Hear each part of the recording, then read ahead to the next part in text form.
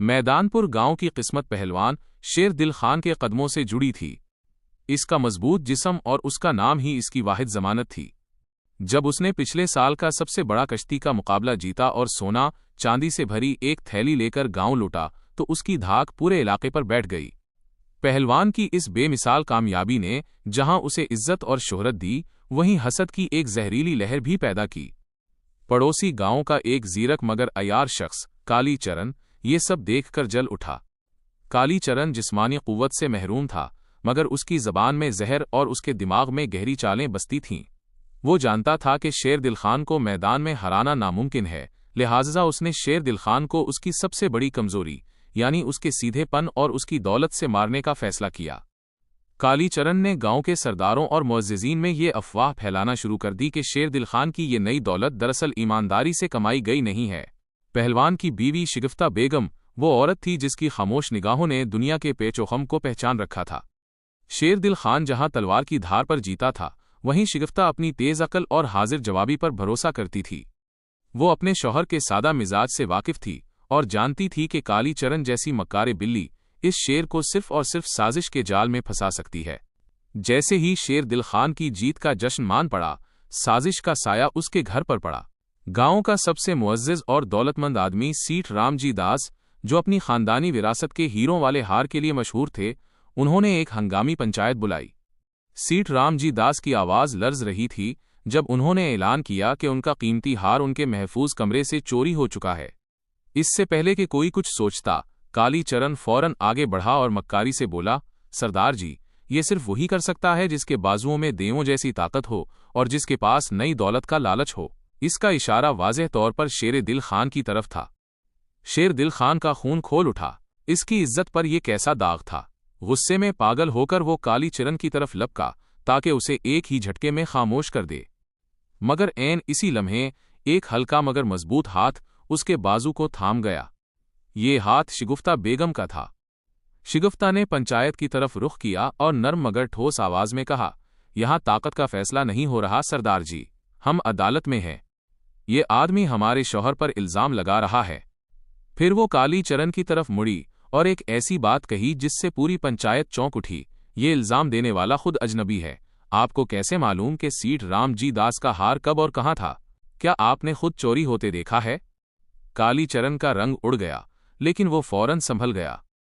पंचायत ने फिलहाल फैसला रोक दिया, मगर शेर दिल खान की साख को शदीद नुकसान पहुंचा था। रात को हवेली में पहलवान का गुस्सा अभी तक ठंडा नहीं हुआ था। शिगिफ्ता, मैं इस झूठ को कैसे बर्दाश्त करूं? मैं उन्हें अपना बेगुनाह होना कैसे साबित करूं? शेर दिल खान मायूसी से गरज रहा था। शिगफ्ता ने जवाब दिया, ये उनकी आखिरी चाल थी। वो आपसे यही चाहते हैं कि आप गुस्से में कोई गलत कदम उठाएं और मुजरिम करार पाएं। आप आराम कीजिए सरदार जी, आपकी ताकत ने आपको कई जंगें जितवाई हैं, लेकिन ये जंग अक्ल की है और उसे मैं लड़ूंगी। शिगफ्ता ने वहीं इरादा कर लिया कि वो न सिर्फ अपने शौहर की इज्जत बहाल करेगी बल्कि चोर को चोर के तरीके से ही पकड़ेगी। उसने काली चरण के लालच और उसकी जुबान को ही अपना हथियार बनाने का फैसला किया। शिगफ्ता बेगम ने अपनी अगली चाल बहुत खामोशी से चली। वो जानती थी कि काली चरण सिर्फ लालच और गुरूर की जबान समझता है। उसने सबसे पहले शेर दिल खान को घर के अंदर मुश्ताइल रहने और सबके सामने बेइज्जती का इजहार करने की हिदायत दी, ताकि काली चरण को यकीन हो जाए कि पहलवान टूट चुका है और शिगुफ्ता अब अकेली है।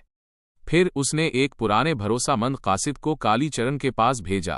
कासिद ने काली चरण से निहायत राजदारी से बात की और कहा, काली चरण साहब, शेर दिल खान सिर्फ एक बंदूक है जिसमें दिमाग नहीं। शिगफ्ता बेगम इसकी सादा लौही और जिल्लत से तंग आ चुकी हैं। वो जानती हैं कि आप ही असल ताकत और अक्ल वाले हैं। कासिद ने एक लंबी बात की जिसका खुलासा ये था कि शिगुफ्ता अपने शौहर को छोड़कर काली चरण के साथ मिलना चाहती है।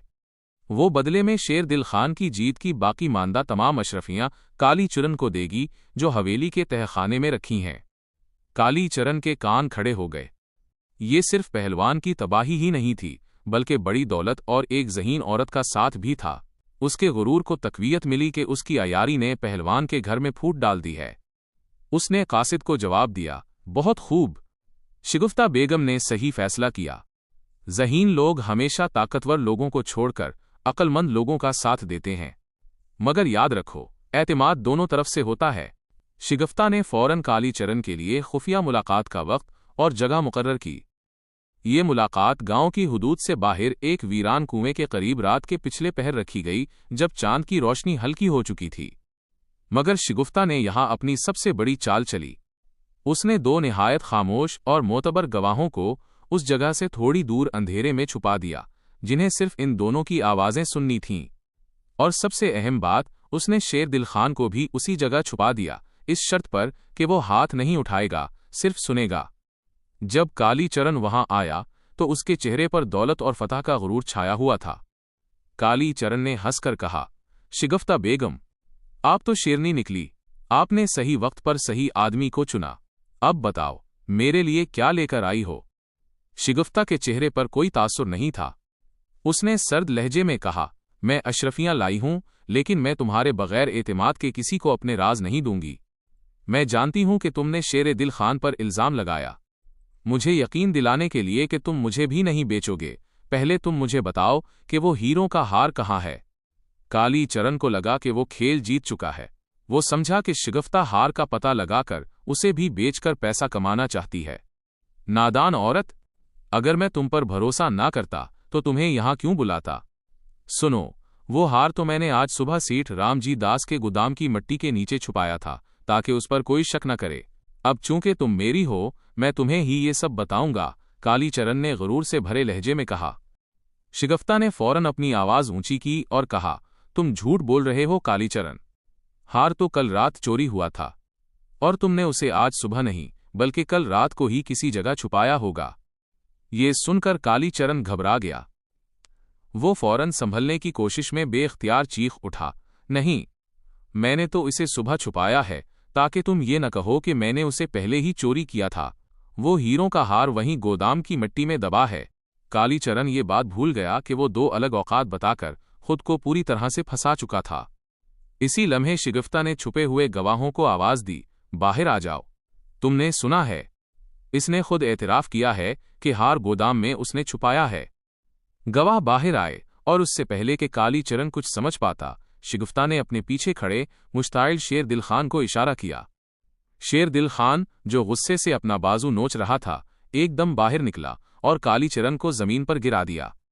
پہلوان نے اسے مارا نہیں بلکہ اس کی گردن پر صرف اپنا طاقتور ہاتھ رکھ کر کہا، تم نے مجھے گرا ہوا سمجھا تھا؟ میں نے اپنی بیوی پر یقین کیا اور تم نے اپنے لالچ پر۔ گواہ فوراً پنچایت کے پاس بھاگے تاکہ ہار کی جگہ اور اعتراف جرم کے بارے میں بتائیں۔ کالی چرن کو اسی جگہ شیر دل خان نے دبوچ لیا تھا اور صبح ہوتے ہی پنچایت میں پیش کر دیا گیا۔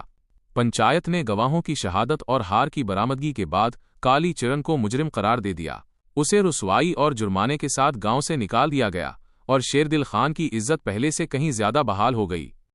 اس واقعے کے بعد شیر دل خان کی یہ مشہور ہو گئی کہ اس کی طاقت سے زیادہ اس کی بیوی کی عقل قابل فخر ہے۔ اس نے اپنی بیوی کے سامنے سر جھکا کر کہا، شگفتہ، تم ہی میری اصل طاقت ہو۔